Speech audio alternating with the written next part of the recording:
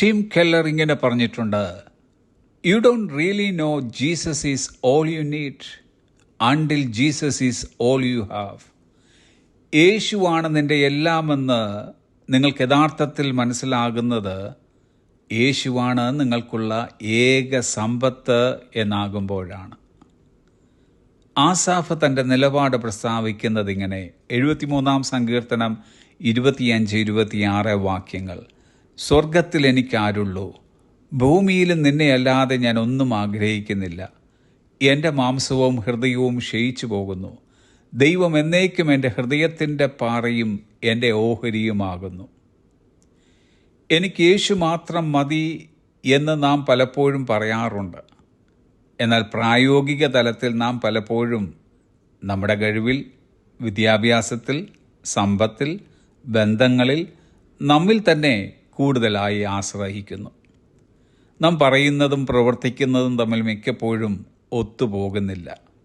ഇവിടെ നമുക്കൊരു വിടുതൽ ആവശ്യമാണ്. നമ്മുടെ വാക്കും യേശു കർത്താവിനോടുള്ള നമ്മുടെ താല്പര്യവും നമ്മുടെ ജീവിതത്തിൻ്റെ എല്ലാ തലങ്ങളിലും പ്രാവർത്തികമാക്കാനുള്ള ദൈവകൃപയ്ക്കും ശക്തിക്കും അവിടുത്തെ നടത്തിപ്പിനുമായി നാം പ്രാർത്ഥിക്കുക. യേശുവേ, എനിക്ക് വേണ്ടത് അങ്ങേയാണ് എന്ന് നാം പ്രാർത്ഥിക്കുമ്പോൾ നമ്മുടെ ഭൗമിക ആവശ്യങ്ങൾ നിഷേധിക്കുകയല്ല, മറിച്ച് നമ്മുടെ ആത്മാവിൻ്റെ എല്ലാ യഥാർത്ഥ ആവശ്യങ്ങളും കർത്താവിൽ പൂർണ്ണമായും തൃപ്തിപ്പെടുത്തുന്നുവെന്ന് പറയുകയാണ് ചെയ്യുന്നത്. നമുക്ക് വിശക്കുമ്പോൾ അവിടുന്ന് നമ്മുടെ അപ്പമാണ്. നമുക്ക് ദാഹിക്കുമ്പോൾ അവിടുന്ന് നമ്മുടെ ജീവജലമാണ്. നാം വഴിതെറ്റിപ്പോകുമ്പോൾ അവിടുന്ന് നമ്മുടെ ഇടയനാണ്. നാം ഇരുട്ടിൽ തപ്പിത്തടയുമ്പോൾ അവിടുന്ന് നമ്മുടെ വെളിച്ചമാണ്. നാം ക്ഷീണിച്ച് അവശരാകുമ്പോൾ അവിടുന്ന് നമ്മുടെ ആശ്വാസവും ബലവുമാണ്.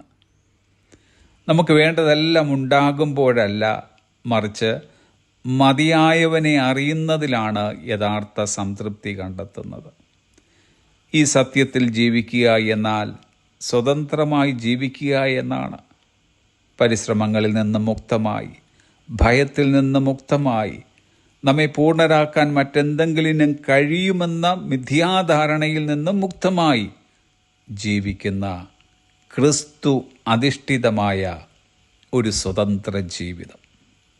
പാട്ടുകാരനോടൊപ്പം നമുക്കും ഇന്ന് ഇങ്ങനെ പറയാം, എൻ്റെ സമ്പത്തെന്ന് ചൊല്ലുവാൻ വേറെയില്ലെന്നും യേശു മാത്രം സമ്പത്താകുന്നു. Have a blessed day.